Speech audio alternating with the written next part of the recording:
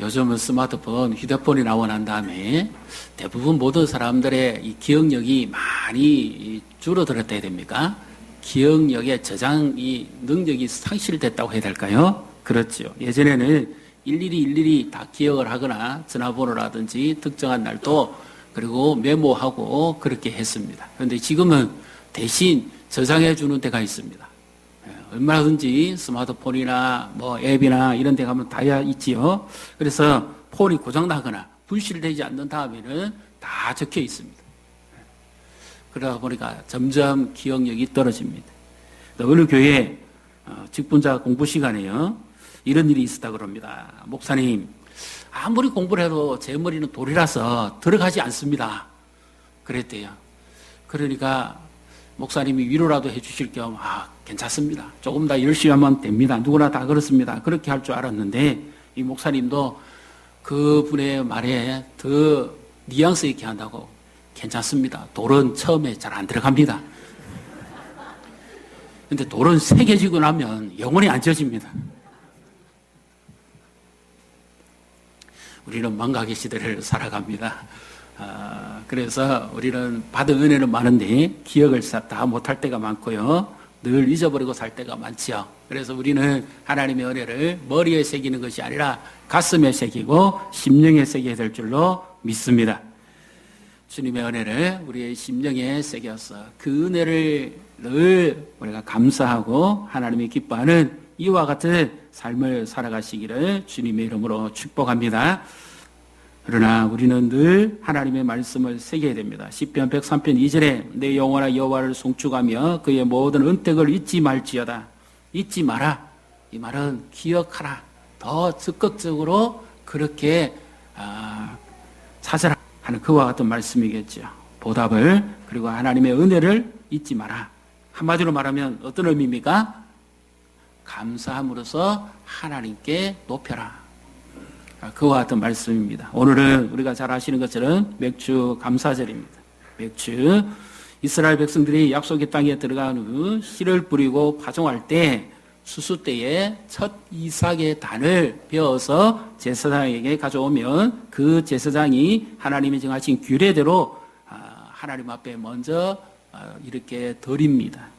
그래서 흔히 우리가 말하는 오늘 맥주절 초실절이라고 하기도 합니다. 첫 제물, 첫 번째 수확인 것을 하나님께 드리는 절기, 이와 같은 말씀이죠. 그래서 이스라엘은 겨울에 밀과 보리를 심고 그리고 이제 이때쯤 되면 이제 거두게 되는 거죠. 비로소 이스라엘 백성들이 어떻게 그 절기를 지키고 곡식을 먹고 해야 될 것인가 하는 것에 관한 규례가 오늘 말씀에서 구체적으로 나옵니다. 가장 먼저는 오늘 이 1차적으로 봤을 때 하나님 앞에 먼저 드리라는 겁니다. 하나님 앞에 가장 먼저 하나님께 드리고 그 다음에 하나님이 주시는 그 공급을 받아서 우리가 먹을 수 있도록 하나님께서 말씀을 하고 계시지요. 자, 보시면 이제 9절 10절을 같이 읽습니다. 여호와께서 모세에게 말씀하여 이르시되 이스라엘 자손에게 말하여 이르라 너희는 내가 너희에게 주는 땅에 들어가서 너희의 곡물을 거둘 때에 너희의 곡물의 첫 이삭 한 단을 제사장에게로 가져갈 것이요. 제사장이 가져간다는 것은 하나님께 바침을 말하는 거죠. 그래서 제사장이 안식일이 지난 그 다음 날 첫날 이 곡식을 받아서 하나님 앞에 흔들어 드린다. 그래서 요제라고 하기도 합니다. 그리고 하나님께서 받으신 다음에 너희는 이제 하나님 주신 그 은혜 안에서 너희가 나머지 것을 먹을 수 있다. 그렇게 말씀하고 있죠. 14절에도 보면 이와 같은 말씀이 나옵니다.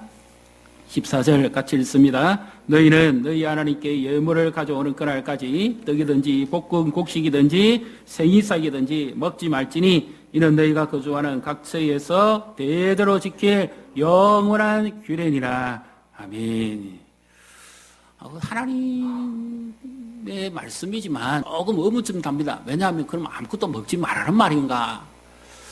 그러면 감사의 절기고 축제인데 그냥 이 굶으면서 그렇게 하라는 말인가? 여러 가지 의문점 들지요. 요즘같이 우리 같은 생활 한번 생각해 보십시오. 이 어렵고 힘든 때 경기도 불황인데 하나님께 바치고 그럼 우리는 뭐 먹으라 말이냐. 얼마든지 물음표가 달만하지 않습니까? 왜 이런 말씀을 주실까요? 이것은 의미가 있습니다.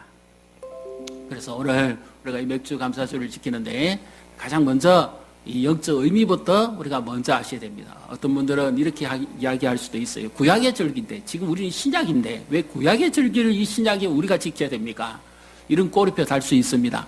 그런데 그것도 오늘 제목과 연결해 보면 결코 동떨어지지 않습니다. 지금까지 베푸신 하나님의 은혜를 우리가 기억하고 감사하는 것과 또 앞으로도 계속 그래서 모든 절기의 시작이 어디서부터 시작되어집니까? 그것은 유월절부터 시작합니다.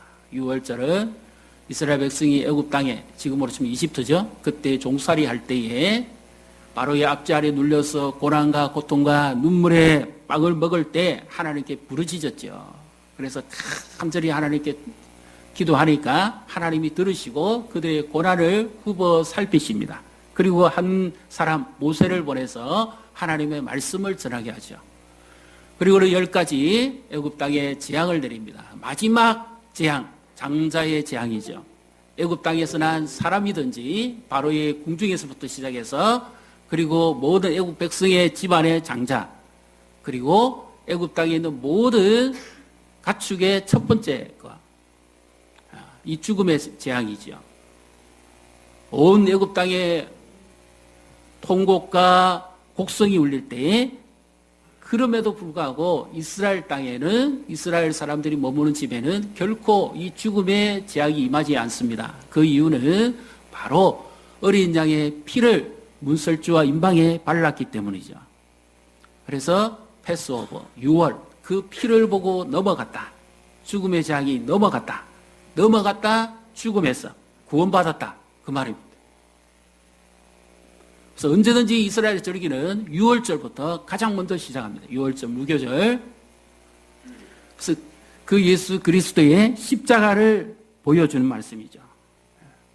그래서 예수님의 십자가에서 죽으심, 대속의 의미를 바로 우리 신약의 의미에서는 굳이 구약과 연결한다면 6월절의 절기가 되어집니다. 그래서 하나님께서는 이 백성들에게 늘 잊지 않도록 하시기 위해서 주신 것이 있는데 그 첫째는 광야고요. 두렵고 무서운 광야.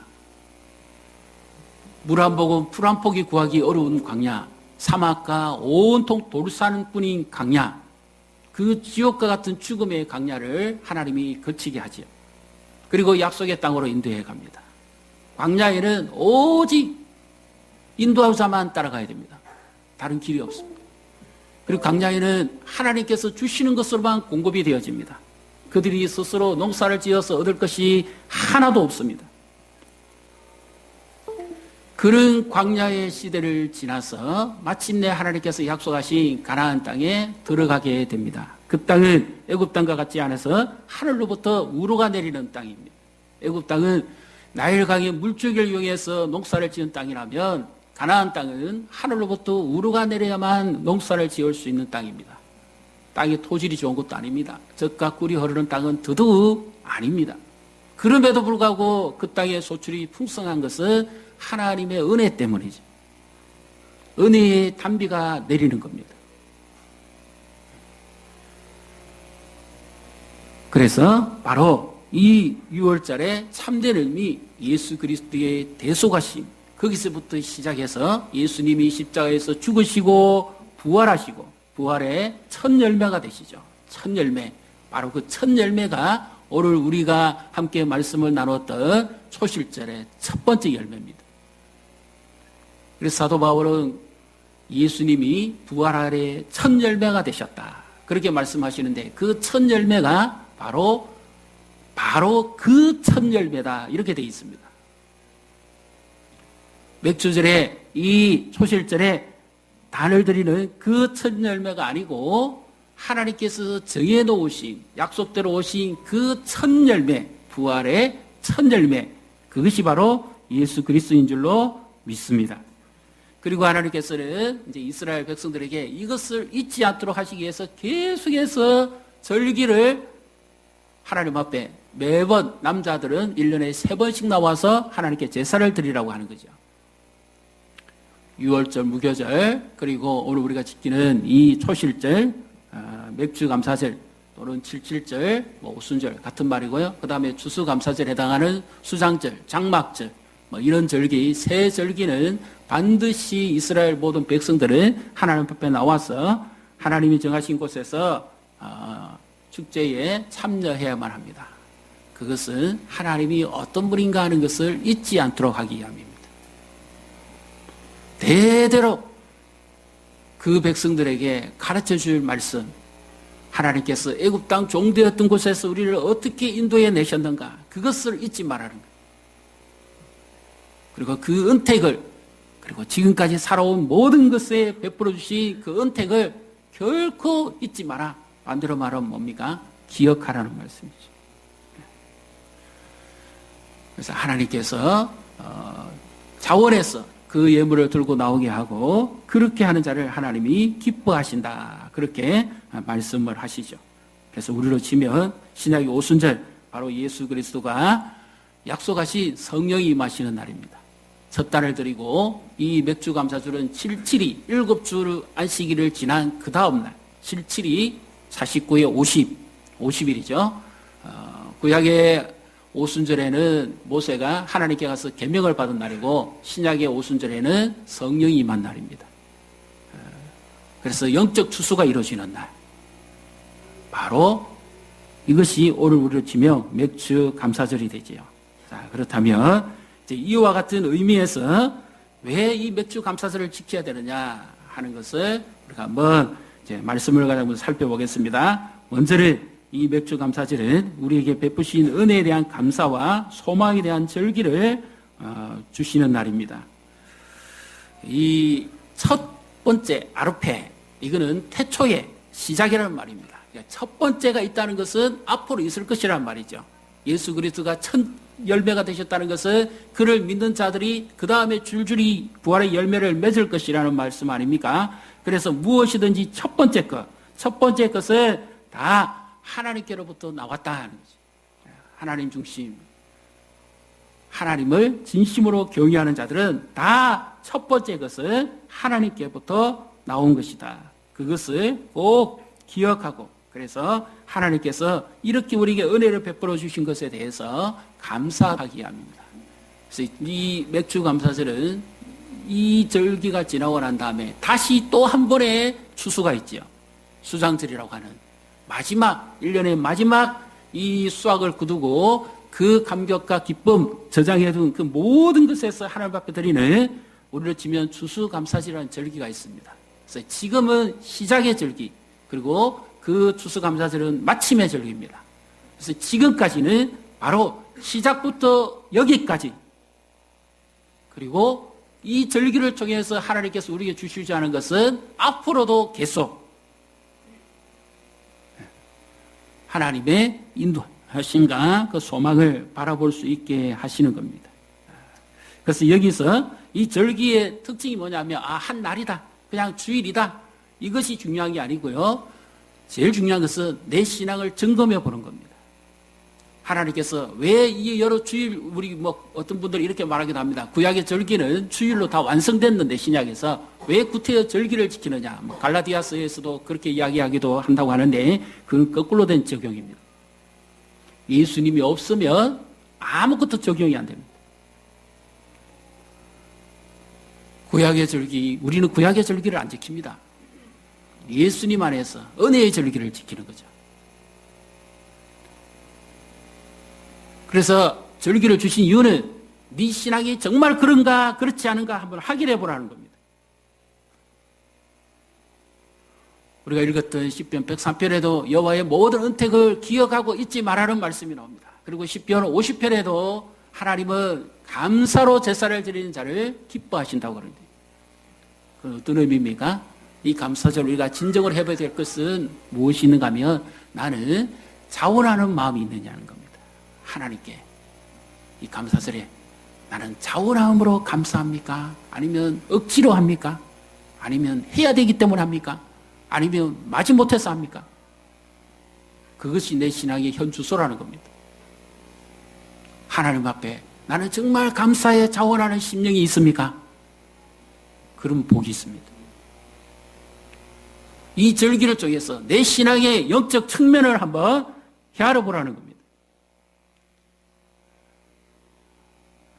그래서 만일 그렇지 못하다면 하나님 앞에 다시 감사에 자원하는 심령, 제가 심령이라고 그랬죠. 믿음입니다, 실제로. 그 믿음을 회복하라는 거죠. 우리가 지난날 살아오면서 오늘까지 여기까지 인도해 주신 하나님의 은혜가 얼마나 큽니까? 그러니까 그 은혜를 늘 생각해 보면 감사하지 않을 수가 없습니다. 다 감사라고 하기는 너무 추상적이고요. 여러분은 무엇을 감사할 수 있습니까? 어떤 감사하는 마음이 있습니까? 그리고 우리에게 주신 재능과 달란트, 하나님 앞에 섬기라고 주신 이 모든 것들 나는 자원함으로 하고 있습니까? 지금 교회를 섬기며 하나님 나라를 섬기는데 자원해서 하고 있습니까? 나는 자원해서 하는 신앙입니까? 나는 자원해서 섬깁니까? 맡았으니까 하는 거지. 그건 자원이 아닙니다. 스스로 기뻐서 즐거워서 하는 거지. 진정 사랑하면 어찌합니까? 시켜서 안 합니다. 자원해서 합니다. 주님을 정말 사랑하는 사람은 자원해서 합니다. 사랑은 자발적으로 해야지 강요해서 되는 건 아닙니다. 은혜는 자발적으로 그 받은 자에 반응하는 것이지 억지로 하는 것이 아닙니다. 그래서 하나님께서 우리에게 왜 이렇게 이 절기를 허락을 하십니까? 정말 자발적인 신앙, 자원하는 신앙이 있느냐? 나는 억지로 하는 것을 기뻐하지 않는다. 자원해서 하나님 앞에, 그리고 하나님을 중심으로 해서 그렇게 살아가기를 원하는 네 믿음이 있느냐? 그것을 하나님이 보기를 원하신다는 거죠. 출애굽기 34장에도 보면 이와 같은 맥추절을 지키는데 이런 말씀이 나옵니다. 한 문장을 원어대로 번역해 보면 이렇습니다. 너는 너에게 너 스스로 그것을 지켜라. 이렇게 말씀하는데 이것은 바로 자발적으로 하라는 겁니다. 너 스스로 그렇게 지켜라. 네 스스로 원해서 그렇게 하라는 거죠. 그래서 하나님이 보시는 것은 내 마음의 중심을 보는 겁니다. 맥주감사절과 우리 수장절, 추수감사절 중간에 우리는 살아갑니다만은 그러나 중요한 것은 우리의 마음의 중심입니다. 하나님은 언제든지 우리의 중심을 바라보시고 하나님께서 인도해 가신다 하는 것이죠. 내가 만약에 하나님의 은혜를 받지 못하고 있다면 무엇이 잘못됐습니까? 내 중심이 잘못됐습니다. 이 감사절에 은혜를 회복하기 위해서 내 중심을 바로 해야 됩니다. 하나님 늘 말씀하죠. 네 마음이 어디 있느냐? 레바브. 네 마음이 어디 있느냐? 네 마음을 내게 달라. 그것이 천만 금을 드리는 것보다 더 나은 제사인 줄로 믿습니다.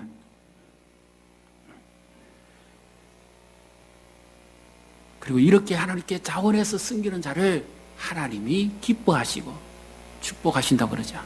그래서 지금 형편이 어렵고 힘들지라도 자원해서 하나님 앞에 섬기면 또 하나의 추수가 있습니다.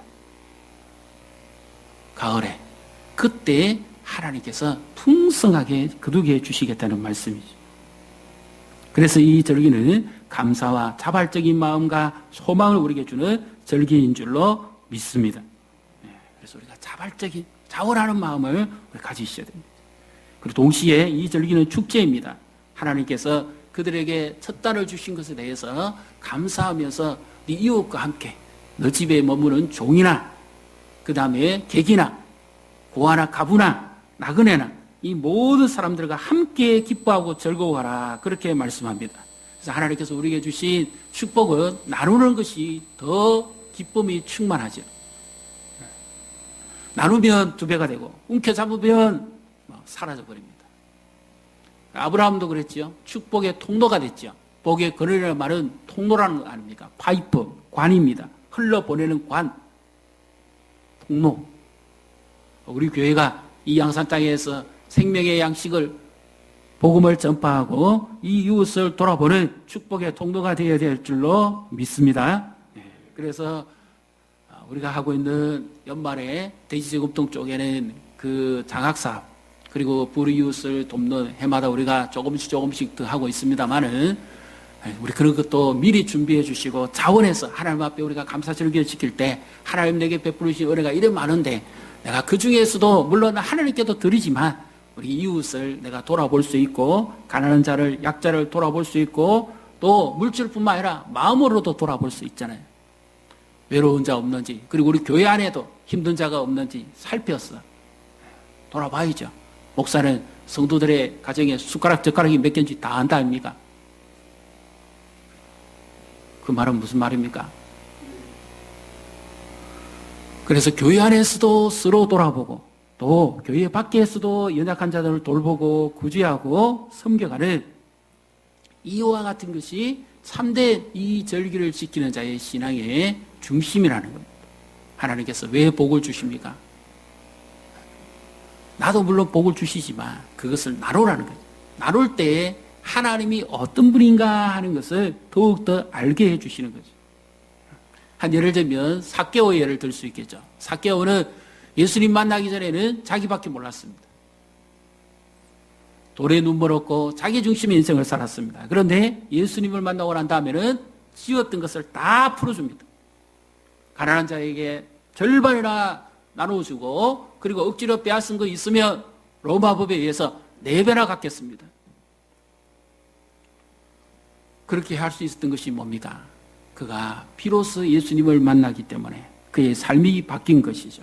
우리는 어떻게 해서 나눠줍니까? 있기 때문에 나눠주는 것이 아니라 예수님이 내 삶을 이렇게 풍성하게 해줬고 그 은혜를 바라보고 살아갈 수 있게 해주신 그 은혜에 감사해서 우리가 연약한 자들을 돌아보고 불쌍한 자들을 구제하고 안팎으로 우리가 함께 이런 일을 감당해야 될 줄로 믿습니다. 그래서 하나님은 이와 같이 그렇게 하는 자에게 하나님이 이것은 약속이 있는 절기입니다. 어떻게 하시겠다고요? 복을 주시겠다고. 잠언 3장 9절 10절 내 재물과 내 소산물의 처음 익은 열매로 여호와를 공경하라. 그리하면 내 창고가 가득히 차고 내 포도즙 털에 새 포도즙이 넘치리라. 농사 짓는 거 쉽지 않습니다. 그런데 하나님은 이미 그들에게 언약을 하시고 약속을 하십니다. 그래서 이 절기는 언약적 축복입니다. 우리가 말씀을 지키는 자는 복을 누리는 것처럼 이 절기를 지키면서 자원하는 신앙을 가지고 그리고 이웃을 돌아보고 그리고 하나님 중심의 삶을 살아가는 자는 지금도 복을 받고 있고 또 앞으로도 복을 받게 될 것입니다.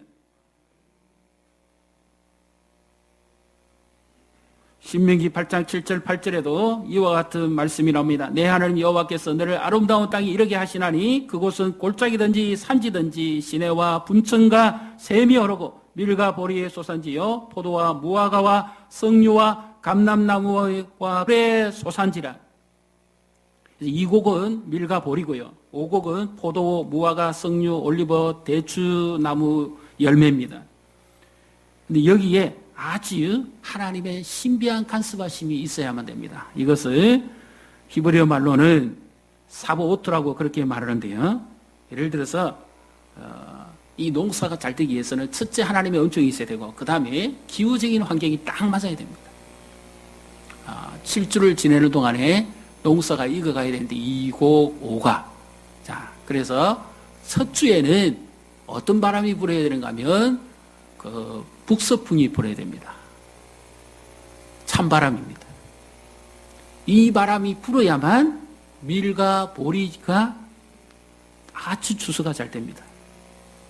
그리고 나머지 6주에는 반대 바람이 불어야 됩니다. 뜨거운 바람이 불어야 됩니다. 동남풍이 불어야 됩니다. 그때는 5가 과일이 잘 되게 되어 있는 거예요. 그래서 이 절기를 이렇게 지내는 동안에 이 기후를 누가 주장해 주시는가 하면 하나님께서 첫 주는 시원한 바람을 주시고 6주는 뜨거운 바람을 불러주시는 거예요. 제사장이 하나님 앞에 제단 첫 단을 비워서 하나님 앞에 들어갑니다. 성소에 들어가서 진설병, 이 떡을 만든 것을 하나님 앞에 양쪽이 두 개거든요. 하나는 유대인이고 하나는 이방인이라고 하기도 합니다. 그것을 받아들고, 그리고 또 반대로 검초대, 거기는 올리브 기름이죠.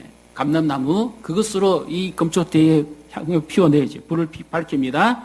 그리고 분향당 앞에 가서 하나님 앞에 기도를 하는데, 바로 이와 같이 기도를 하면 하나님께서 그것을 들으시고 첫 주에는 시원한 바람을, 나머지 6주에는 뜨거운 바람을 불러일으켜야 된다는 거죠.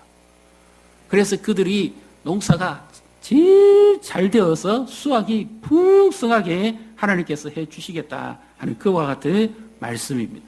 그래서 하나님께서 그들의 기도를 들으셨고 이와 같이 응답하시는 분이다 하는 것을 분명하게 보여주시기 위함입니다. 이 절기를 통해서. 그래서 감사는 억지로 할 수 없습니다. 감사는 하나님께 영광을 돌리는 것이고 하나님이 하나님 되심을 인정하는 것이 진정한 감사입니다. 왜 하나님께 감사합니까? 하나님이 하나님 되십니다. 하나님이 말씀대로 이루신 분입니다. 하나님이 말씀대로 우리에게 단을 거두게 해주셨고 첫 단을 주셨고, 그리고 하나님이 말씀대로 나머지 추수도 하게 해주셨고, 하나님이 말씀대로 우리에게 복을 주셨고, 하나님이 말씀대로 이 모든 것을 이루셨기 때문에 우리는 진정한 하나님을 하나님 되게 높이는 자입니다. 이와 같이 드리는 제사가 감사의 제사인 줄로 믿습니다.